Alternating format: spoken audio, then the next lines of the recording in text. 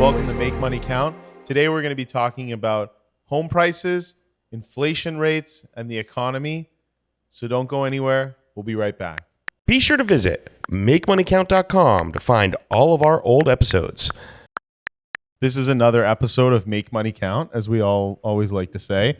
And I'm excited because I have my buddy here with me, who is normally not here. Normally, I'm here. Right. I just wasn't here for the last two shows. You say that now, but then we'll see you in another month and a half. So normally I'm sitting here alone. Matt's here too, but I can't see his face, so it gets lonely out here. But I'm excited to have you. It's going to be a good day. I'm excited to be here, Justin. Yeah. You can feel that the distance between us has shortened. Yeah. And we got to have lunch today, which was nice. Yeah. Too much, but it's okay. It happens. So the big question on everyone's mind, interest rates. What are interest rates doing? We were talking about how the Feds did something today. So why don't you tell us a little bit about what are you laughing at? What did the Fed do today? They raised their interest rates by 75 basis points. Yeah, bingo. Yeah. They didn't just do something. No, I know. I was kind of leading you into it. Yeah.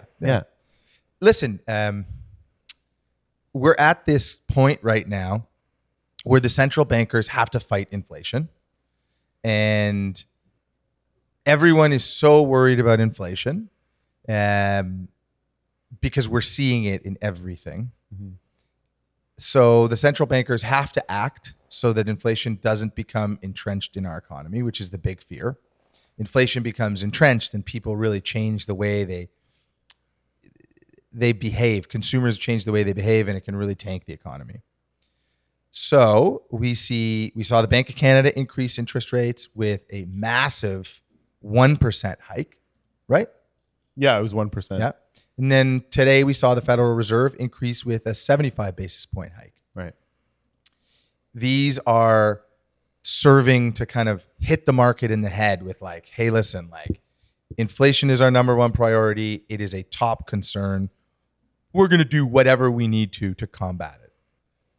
But we also know from when we talk about variable rates and fixed rates that there is a difference in how they're priced, right? Mm-hmm. So variable rates are priced off of the prime rate, and the prime rate is priced off of the overnight rate. Correct. So in Canada right now, we have an overnight rate of 2.5. We have a prime rate of 4.7. Right. And then we have variable rates that are priced off of that. Right. Then we have fixed rates that are priced off of bond yields. Mm-hmm.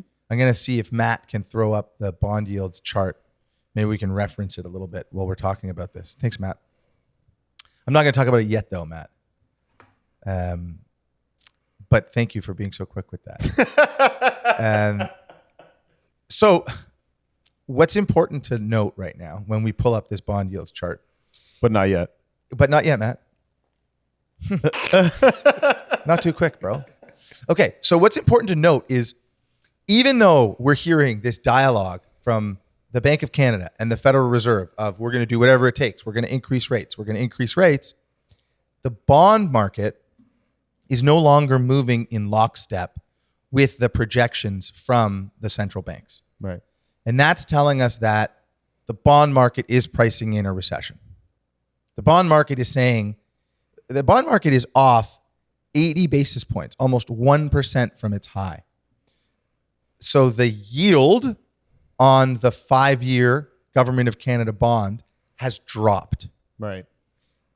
The way this works is the Bank of Canada sells bonds, right? The Government of Canada sells bonds, rather. They are backstopped by the Government of Canada's ability to collect tax. Mm-hmm.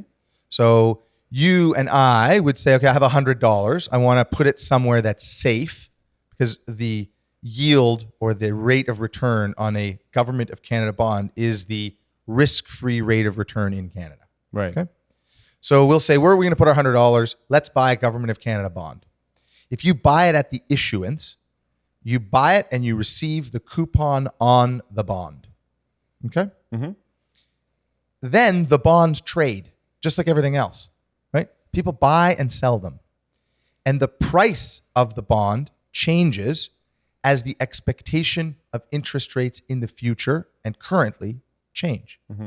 So when we say bond yields are increasing, which is what we've seen happen over the last 6 months, what we're saying is the price of the bonds. So if the bonds were sold initially at $100, the price of the bonds are dropping so that the bonds or the market is showing more of a yield.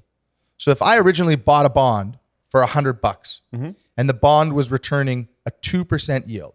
So I buy a $100 bond and I know in 1 year I'm going to get $102 back. That means that the bond cost me $100. It means that the return or the yield, if the bond is trading at $100, is 2%. When yields increase, it means that the price of that $100 bond has dropped. Right. So if in the open market now, I can only buy that bond, I can buy that bond for $97. $3 now is going into my yield. Right. So my yield on my bond is now 5%, right? The 2% coupon rate on the bond, and then the discount that the bond's trading at, more yield, 3 more bucks. So whenever we talk about the bond market and we say yields are up, it's actually not good for the people that own the bonds. Right. Yields are up because the price of the bonds have decreased. Right. Yields go down means the price of the bonds have increased. Right. Typically, when we talk about it on this show and with our clients, and we have had no inflation for 20 years, right? There's been no inflation. Very, very little inflation. So what we talk about when we talk about bond yields increasing or decreasing is typically as a mechanism or as a flight to safety. So people say, oh my God, I'm super rattled with what's going on in the market. I'm going to put my money in bonds because I can't lose it there. Right. And if a whole bunch of people demand bonds, so if the demand for bonds increase and the supply is fixed, then what happens? The bond price goes down. Bond price goes up. The yield goes down. The yield goes down. Yes. That's what I you meant. Yeah, for sure. That's what you meant. That's what I meant. But so if you think about it like as a mechanism for simply finding risk-free assets, which is what we've typically looked at it for, it's pretty simple, right? You're scared of the market. You got to put your money somewhere. You put it in bonds. You put more money in bonds, the bond price increases, the yield on the bond decreases. There's another mechanism at play though. If the value of your $100 is going to be worth less in 1 year, wherever you're going to put that money, you're going to want to make sure that you have the same purchasing power with that money 1 year from now. So you get $100, you buy a bond, and then inflation creeps into the market, and you're like, oh my God, I bought this bond that gives me a 2% yield because I bought it for $100 and it's got a 2% coupon on it. But now inflation's running at 9%. So the same thing that I wanted to buy last year for $1 is now $1.09. Right. My money is now worth less. Not worthless, but worth less. So what do?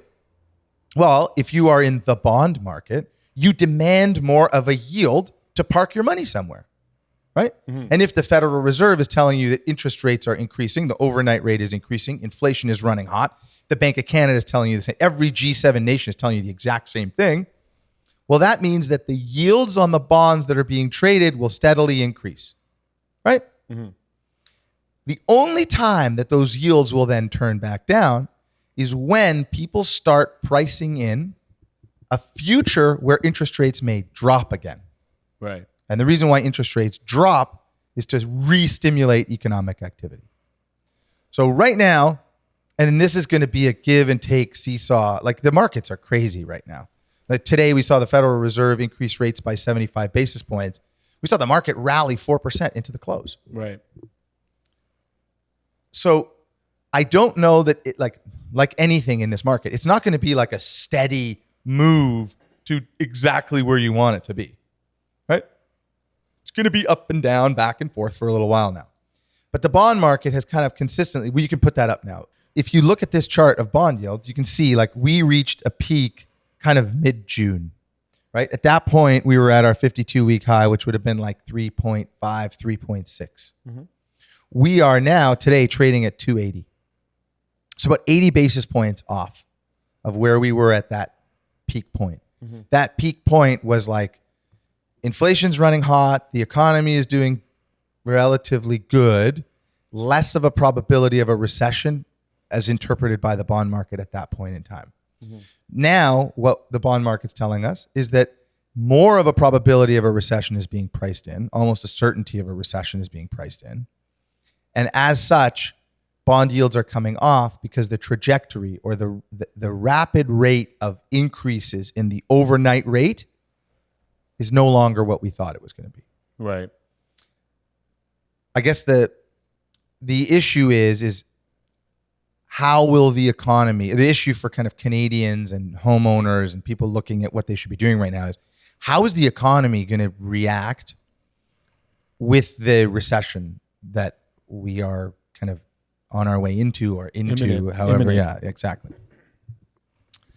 And I mean, although bond yield is a bit of a complex concept, I think you got it. It wasn't complex when we were discussing pizza. Really? Yeah. We earlier Yeah. in the office, we were trying to figure out a good way to explain bond yields, and we were trying to use pizzas as an analogy. Yes. Slices out, slices in, 2 pizzas here, 1 pizza there. It was a bit. The problem with, like, the reason why I decided not to talk about that is that the price of pizza is actually going up because of inflation. So I didn't want to like confuse the matter, but really it's the amount of money you're demanding now for parking your money somewhere risk-free. Because the value of money is decreasing, you need to get more of a yield for it. I don't know that it's like that this is the kind of height of where we're going to see the bond yields, but it's probably pretty close. Right. Like we're going to see more increases in the overnight rate from the Bank of Canada, but we're also simultaneously going to start getting numbers in, readings in for how much of an effect the increases have had on our economy. Right. So, and saying that our bond yield is kind of at its peak, and or we're gonna be seeing it, coming down, which it already has, right? A little bit. Does that mean fixed rates are at its peak, or are they coming down? Because what I've seen in the market is that fixed rates have not come back down, which is interesting because, if bond yields are falling, fixed rates should be falling with the banks. I don't think fixed rates are going to go much higher from here. Right. I think that if you're planning on taking a fixed rate, I would take a 3-year fixed rate over a 5-year fixed rate right now. Yeah. I do think that kind of 18 to 24 months out from here, you're going to be able to find a better deal on a 5-year fixed rate. Mm-hmm. The real estate market has like seized up right now, right? Mm-hmm. Just see the Royal Bank of Canada issued a report on like the largest housing correction that we're going to see in the last 40 that we've seen in the last 40 years is happening now. Everyone's freaking out about it. Yeah. We have a couple of charts that Matt put together that we can put up. Before we pull up that slide, we're just going to take a quick break and we'll be right back. Be sure to visit MakeMoneyCount.com to find all of our old episodes. Toronto, defined by its people. Hardworking, dependable, beautiful. But when we need help the most, our banks say no. Cannect helps homeowners borrow for less. Your home loan approved online in seconds. Funded in 24 hours. The way it should be. I'm Marcus from Cannect. Let's make money count.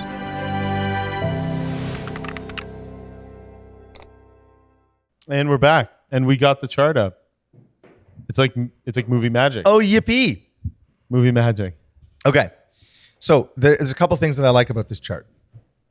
No, I mean like that it illustrates. It's a nice chart. Yeah.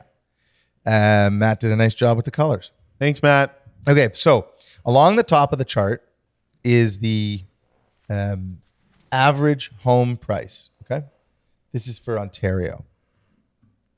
So we can see, it looks like we kind of hit a peak in February of 1,017,000. And now we're at 888, right? In June. So we've already experienced a significant drop in the average price of a home. Right. Okay. What is a leading indicator for prices is a ratio called sales to listings. Okay, so just an easy percentage. It's the percentage of homes that are listed that get sold. Right. Okay. Right. Typically, 50 is a balanced market. And we have been in an unbalanced market favoring the seller for quite some time. I think as long as I've been brokering mortgages, the majority of the time it's been biased to the seller of the market. Okay. Right. So what's important to see here is you can see that January, 88% of the properties that got listed got sold. I'll give you a weird fact. In June, 70% of the properties that were listed got taken down, changed, and relisted. That means people are adjusting for prices, they're switching realtors, they're getting frustrated. When interest rates rise, more people will be forced to sell. Yeah. And there is a psychology in every market, right? Real estate's no different. So you can see the rapid decline in that sales to listings ratio. Right. Right at the top of the middle finger. Right. Like the middle finger at 88. Look at all the eights on here. Hey, so bizarre. So January, 88% of listings got sold. And in February, boom, we printed a record month, right? Mm-hmm. But then in February, things started slowing down. And since February, they have gone nowhere but down. Right. Right. And now we're at 45 on that sales to listings ratio, which means that it's now a buyer's market. Right. I think that in July, and typically, again, July, August, not really big real estate months. Right. Yeah. So I think we're going to see low numbers also. Mm-hmm. If you look back kind of over the last 20 or so years, the bad years of kind of Toronto real estate, like 2008, and then again in 2018, we sold in Ontario around 70,000 homes. I've got the numbers here. Sorry, in Toronto for 2008, we sold 74,000 homes. Okay. In 2018, we sold 76,000 homes. Mm-hmm. So far, up until now, we've sold close to 50,000 homes. Wow, that's crazy. Right. So we've had a pretty good run up the first half of the year. Right. I think that we can expect that we're going to see about half of that for the rest of the year. Right. We're going to do another kind of low print on the number of homes that we're going to sell. What does that mean? It means that there's going to be further downward pressure on housing prices. Right. Right. It's not going to be a ton of transactions. Right. I think that people are going to hold on. Right. It's not a great time to sell a home right now. Right. I wouldn't. Right. I think people are going to hold on, but I think that as interest rates continue to rise, fewer people are going to be able to hold on. Many people are going to become very motivated sellers. We're going to end up seeing more rapid price declines on homes. Right. Right. As you see that drop in housing prices continue to, and there's so many reasons for it, right? Like affordability is changing. Right. Right. Interest rates are rising so significantly. People just can't afford to debt service those homes anymore. Right. Mm-hmm. People were tight when they initially did it.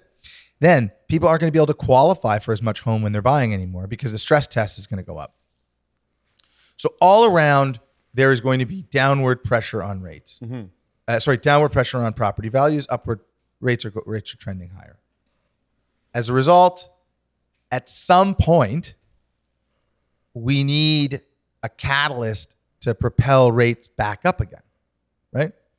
I mean, we know home sales. You mean home prices? Home prices. Yeah. Sorry, I keep saying rates. That's okay. But, that's what I'm here for. Yeah, I appreciate that. Yeah. So look, we know fundamentally why people like Toronto real estate, right? Demographics.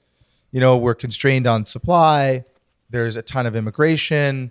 So these fundamental factors that drive the value of Toronto real estate aren't going away. They're always going to be there.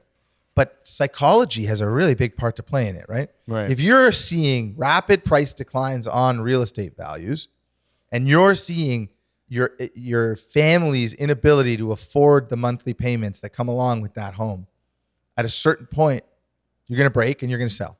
Right. And the more people that sell, the further declines we're going to see in housing prices. Where do you think this is going to end up? Like, do you think we're going to see 600s here? I don't know, man. I don't know.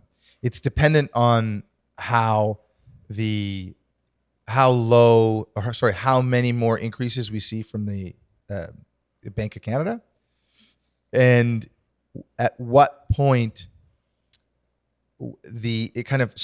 when does inflation stabilize to a point where the Bank of Canada feels they don't have to continue to increase interest rates? Right. When does the verbiage from the Bank of Canada switch from being like, hey, we're just going to put our foot on the gas pedal and just keep increasing interest rates, and then we'll let you know when it's going to stop. Right. Like Strap when does that flip over to say like, okay, the economy is in a bit of a precarious position right now.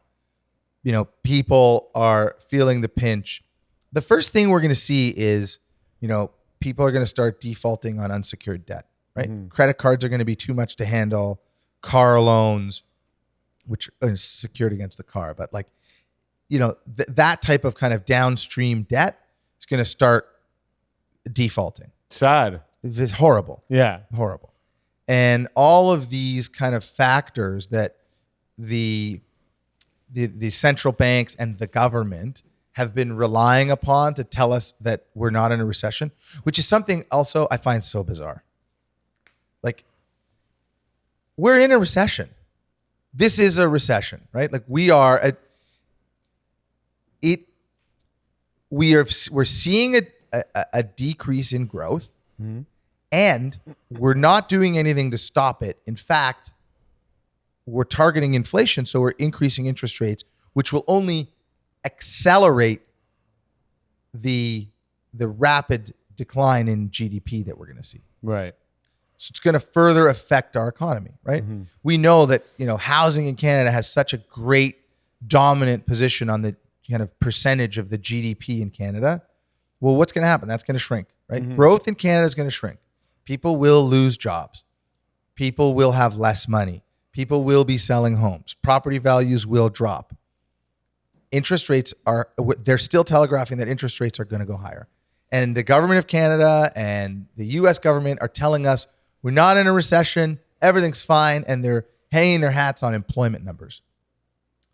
Employment numbers are just the number, the percentage, the unemployment rate is the percentage of people who are looking for work and haven't found it. Right. But the number of people that stopped looking for work during COVID, increased significantly. Yeah. So the sample size or the total group of people that we're judging has decreased because people just gave up. Right. So sure, we got a great unemployment rate right now in Canada. So does the United States. But that's because people took off, right? Mm. They're just collecting money from the government right now.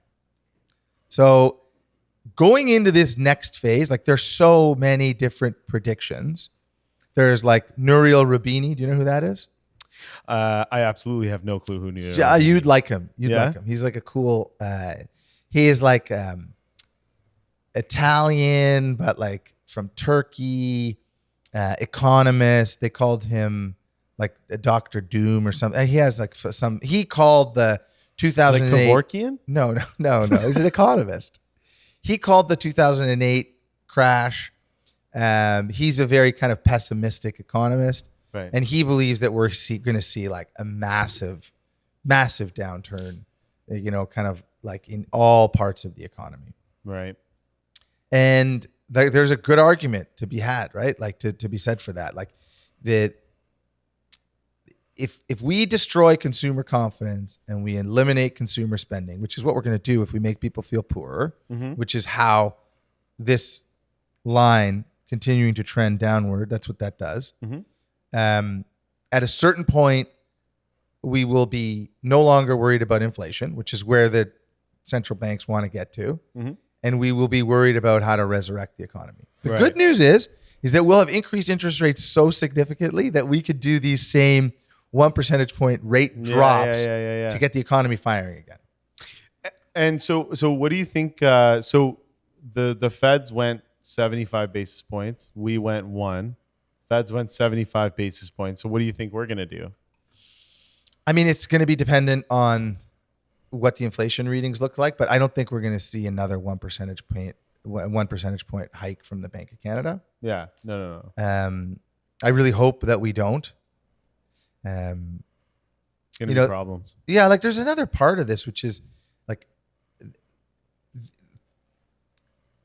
the best solution here would be to get in the time machine and go back 2 years and not just flood the economy with free money to people. Right. And I remember before that, there were like all of these economists that were suggesting like the way to go is universal basic income. And they were talking about things like helicopter money when the Federal Reserve was looking at how to stimulate the economy. What's helicopter money? It's just basically like go in a helicopter. This is not actually what they do, but it's just like go in a helicopter and just like spew money out into the economy. Yeah. To give the economy like a quick hit. Like money bags kind of thing. Right. Yeah, just like who cares where it goes, just pump it into the economy. Yeah. And at the time, everybody was saying, oh, this is no problem. Not going to impact inflation. It's not going to have any long-term effects on the economy. Just the money will go in and it'll siphon through. But obviously that's not the case, right? You can't just double the money supply and just give out all this free money and think that it's not going to have an impact. And time it now with the war in the Ukraine, where commodity prices are spiking as a result of that war, right?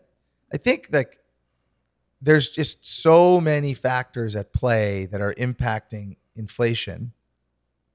And the only real tool that the central banks have is to increase interest rates right now and to stop their asset buying programs, which is what they're doing. And, couple that with the governments who, like in Canada, we cannot have a budget where we're going to start injecting more capital into the economy. That's kind of counteractive to what the central bank is doing, right? Like the government, liberal government starts deciding to spend money, inject more money into the economy so that they can get reelected. Well, that's the opposite, I'm sure, of what the central bank wants to see happen. Everyone's got a different agenda, buddy. Yeah, no, it's true. It's a good visual, the helicopter money thing. Yeah. I mean, just as long as you're underneath the helicopter. It's like kind of like Mardi Gras with the beads. Yeah. You know what I mean? Yeah. Show us your economy. Now, this is something that's going to get Matt over here really riled up. But you were telling me something earlier about, what is it? The big reset, the great reset? Like the economic conspiracy theories? Matt, you're going to love this. Yeah, I'm pretty on board with this idea, I think. Okay, so hold on. Just before we get into this, Matt, you think the economy is a conspiracy theory? It's not the economy. No, I'm just... Listen, there's a lot of very intelligent people that believe this.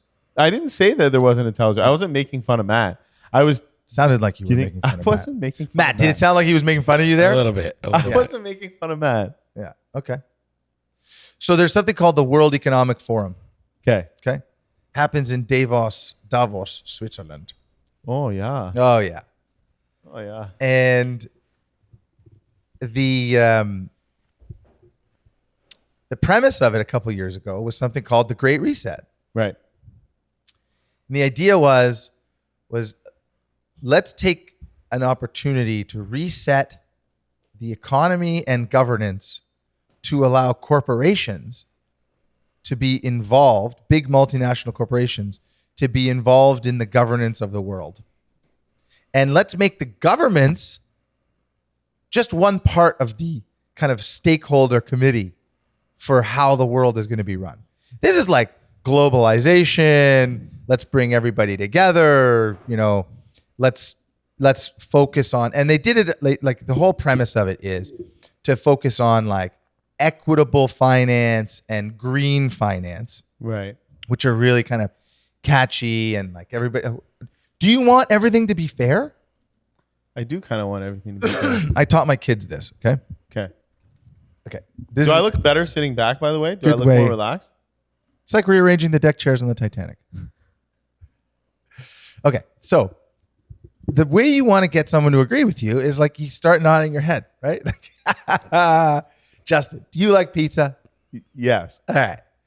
Do you like hot dogs? Yeah. All right. You like going out with your buddies and like eating as much as possible at like a good buffet? Yeah. Right. You like making money? Yeah. Oh, yeah. Yeah. You like Love making that. people happy? I love it. Right. Do you like the idea of money being fair and equitable for everybody? Like Cuba. Not like Cuba. Do you like yes, the idea of I it do being that. fair? I Like do that. Yes, men I do and like women, black or white or green. Yeah, that's me. You're getting me everybody going here. equal. You're getting me going. All right. Yeah. Do you like the idea of saving the environment? Yeah. All right. Well, why don't we let corporations govern the world? Sure. Exactly. That's the way it works. You just like, you get your head nodding and you start asking people questions that you know the answer is yes to. And eventually you throw in the one that they just can't resist. Yeah. So the idea behind this great reset was let's reset everything in the economy and the governance of things so that everybody becomes equal and that we can hand over power to the corporations. And I mean, like everybody was involved in this, right? Right. Like this mandate. And if there is some sinister plot, what better way to have it unfold than to inject a whole bunch of capital into the economy, create runaway inflation, and then just as everybody was kind of getting lulled to sleep with my house is going up, I have more money than ever, smack them with really, really high interest rates, and then watch everything unfold. This calamitous result of where our economy is hypothetically possibly heading, when you make people very desperate and you introduce a solution, you can get them behind it. If everybody was like comfortable and not worried, it'd be very difficult to get everyone to kind of switch over to a new idea of governance. Right. The New World Order. Yeah, I mean, if you were to ask my buddy Steve Kuchar, He would. Yeah. He's he'd on be board with he'd this. be a great guest to have Yeah, on yeah. today. Yeah. Yeah. So I will jump in here and I say I do agree with Matt, where's the rest of your arm, bud? green screen, buddy, green screen. So I will say that I do agree with like there are powers at play, but I also think that there is like a changing of the guard with China and Russia. Like I think that they've been purposely devaluing their currency for decades, and with the opportunities that arise with inflation and the changing market, I think that there could be a lot of things that happen over the next decade with China and Russia as well, right? Before we go down this rabbit hole, this is what I want to say. We're in a recession, okay? Mm-hmm. Things are going to get tighter. People are going to lose their jobs. The value of your assets is going to decrease. Right. You will feel poor, more poor, okay? This is a no-brainer. Cars are going to get cheaper. Watches are going to get cheaper. It's already happening. Things are getting cheaper. What do you do to prepare for it? You want to know what I do? Tell me. I look at what I spend every single month. Okay? That's the way I do it too. And I go through line by line and I see where I can reduce my spending to put myself in an even more positive position on a month-over-month basis going forward so that I can withstand shocks. Right. Right? Like my whole thing is don't spend the principal. Right. Okay? You've built up some savings, that's your principal. Right. Let your principal work for you. Right. Okay? The moment you start spending the principal, your value, your net worth, the money that you have, your safety net is starting to get eroded. We're already going to see assets drop. So whatever you've got available to you, you want to keep. And in fact, you want to try to grow. Right. In a time like one that we're heading into, there's two things to keep in mind. Number one, try to reduce your spending. Right. And number 2, you never make money when you sell something. You always make money when you buy it. Right. Think about that for a second. Okay. What we're heading into is an opportunity for people to buy assets cheaper than where they were being sold before. Right. Everything is cyclical. Okay. We're going into a recession. Right now, as we sit here, you can say, well, geez, like, I remember, how about this? I remember when we were doing this show last summer, Matt and you would send me MLS listings for buildings that I should buy to turn into like a clubhouse. Mm-hmm. Remember that? Yeah. Matt was Matt was like, this would be the best podcast studio ever. which I was on board with. Of course you were. Yeah. When I was looking at those buildings and I was like, oh my God, like these are trading at $2,000 a foot or $1,500 a foot, like very expensive. Still like great buildings. Matt's got great style, great taste, knows good real estate. I always think to myself, it's how we value properties when we're doing loans. I always think to myself, what if I owned this at this price, at what level would I get nervous if the price dropped to? Right. That I would feel like, oh man, I made a mistake, right? Just because everybody is buying something at a certain price, it doesn't mean that's the right price. It's the right price at that time, but there's so many factors that will go into that, the value of that thing over the long term. So if you own certain assets that you aren't concerned with selling, keep them. Remember what you paid for them. And in a downturn, if you see the asset that you're happy to own and you were happy to own and you're holding on to a similar asset at trading at a discount to what you own your asset for, and you have capital, that's the time to buy. Because you are then, it's like dollar cost averaging for traders, right? Let's say a firm was trading at $120 when you bought it, hypothetically speaking. Yeah, I think it was trading for higher than that.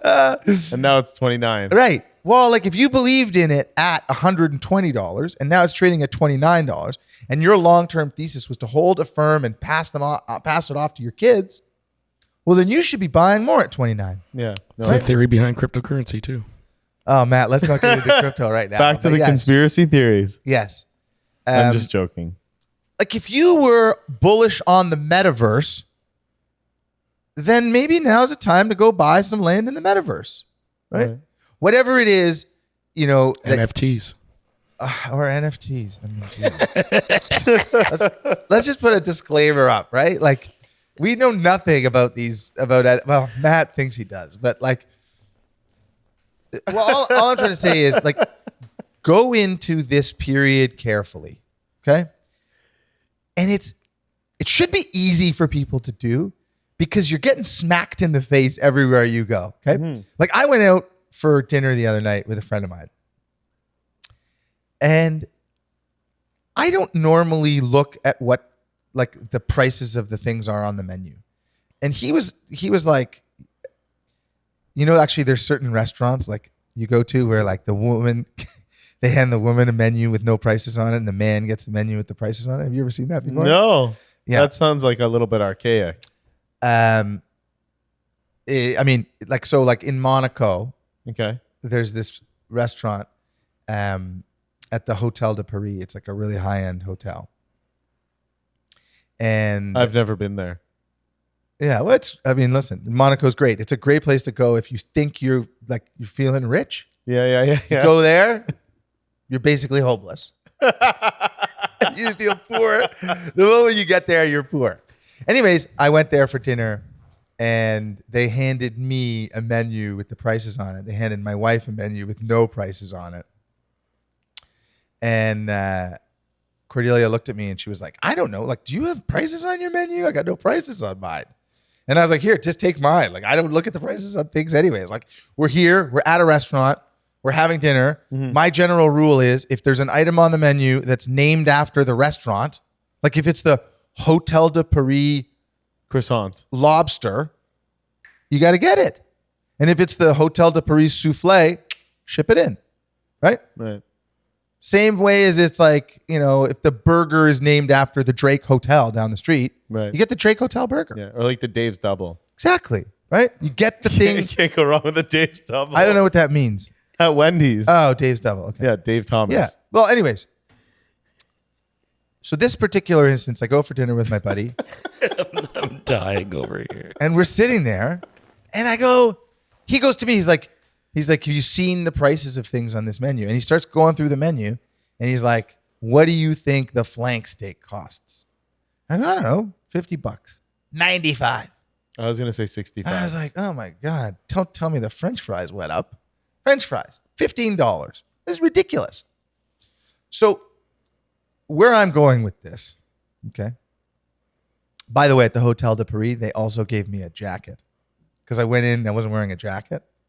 Oh, wow. And you need to wear a jacket when you go there. The Did you guy get to gave me a keep it? jacket. No. Well, I wouldn't want to keep it, but like it was a good jacket. But like I wouldn't. How many other people wore it? Right? It didn't fit really well. It was kind of like really baggy. Yeah. Actually, would look good on you. Anyways, what I'm getting to is they're slapping you in the face right now. You're going out for dinner at a restaurant, and because of inflation and because of how long they haven't been operating for, the prices of goods and services are high. Right. So you go out for dinner and it's two of you and you get a good bottle of wine. It's $1,000. I don't know about you. I don't want to go for dinner again. Yeah, no. Agreed. I mean, I don't drink wine, but And I go home and I like, ooh, like I don't feel good. Mm-hmm. And I say to myself, geez, like, maybe we should just eat in tomorrow. yeah, we should definitely be eating in. from now Yeah. on. So this should only highlight for people that if you can hold off going out for dinner and traveling right now, like travel is another big thing, right? I flew back from Athens, and I thought I saw every single Air Canada plane operational as I was landing. Right. Like literally, like we landed, there wasn't a gate available. All the gates in Terminal 1 were occupied by Air Canada planes. There were Air Canada planes waiting on the runway to take off. There were Air Canada planes waiting on the tarmac to find gates. There were Air Canada planes everywhere. Everywhere. Mm-hmm. Everybody is traveling. Right. The price of travel is double. Right. So just think to yourself, we're going into a recession. We are in a recession. I don't like. You think we're in it right now? I mean, like whatever. There's a term for a recession where it's 2 consecutive quarters Yeah, of the data negative just growth. hasn't come in yet. The data just hasn't come in yet. But Yeah. we are in the middle of it for sure. Yeah, we're in a recession, right? You can only call the start of a recession after it started, right? That was the start. Okay, we're in a recession. There's no doubt about it, and no one's doing anything to get us out of a recession. And there's no, like, I always try to think about like what are the factors that could stimulate us to get out of a recession. There is nothing on the horizon that's going to be a positive input to our economy. Right. It's all negatives. Right. You know what the only positive is? Hey, maybe inflation's not so bad, and then the central bankers can tone it down. Right. And if they can tone it down, then maybe we can resurrect this economy. Right. That's the positive. Once they announce a recession, though. Okay, so if they announce recession and inflation is abated, then we'll see interest rates not go up, hopefully come down to re-stimulate the economy. Right. The problem is we have this like tiny little maniac Russian who is, trying to instigate World War III with the help of Winnie the Pooh, Xi Jinping.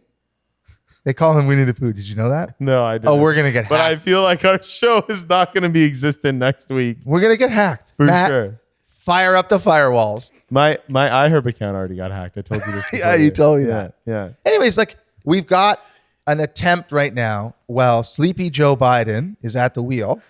We're just getting them all. Yeah, whatever. Who gonna cares? get taken. Listen, here's what's going on. Here's what's going wrong right now. Okay. Bad haircut, Trudeau.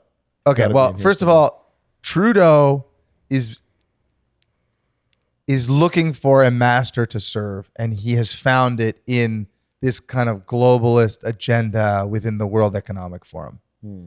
I don't know that he's necessarily intelligent enough to know what the end game is. Right. I think that he is drunk with power, and he just loves the idea of continuing to control Canada. Right. Right? Like the way he's handled so many different things, from COVID to the truckers, who aren't just truckers, not just truckers. Yeah. Anyways, listen, who cares about Trudeau? He's such a microscopic piece of the puzzle that's affecting the global economy right now that it's not even worthwhile discussing him. But China and Russia noticed that sleepy Joe Biden was at the wheel. China and Russia noticed sleepy Joe Biden was at the wheel, and they figured, yeah, exactly. The only guy that's managed to fall up the stairs twice. Can you imagine? And they figured now's the time to make a game plan. So there was trust me, I have 3 boys. I know how they operate, right? So one guy goes to the other guy, listen, if you go take Ukraine, I got your back. But then afterwards, if I go take Taiwan, you get my back. We're brothers now. Okay, cool. Go for it. So Putin goes after Ukraine. Sleepy Joe does nothing. Nobody does anything. And now we're 4 months into this? It is actually crazy. With humans dying? And what are we doing? Well, Sleepy Joe went to MBS in Saudi Arabia to ask him to reduce the price of oil. Sleepy Joe campaigned on a premise that he was going to make Saudi Arabia like a pariah of the global community because of what they did in killing the Washington Post reporter Khashoggi. But now, with oil prices so high, Sleepy Joe needs to go to him and say, please lower oil prices because I need to make sure the Democrats get reelected. That Democrats aren't going to want him running for president. But, maybe they told him that might happen. Who knows?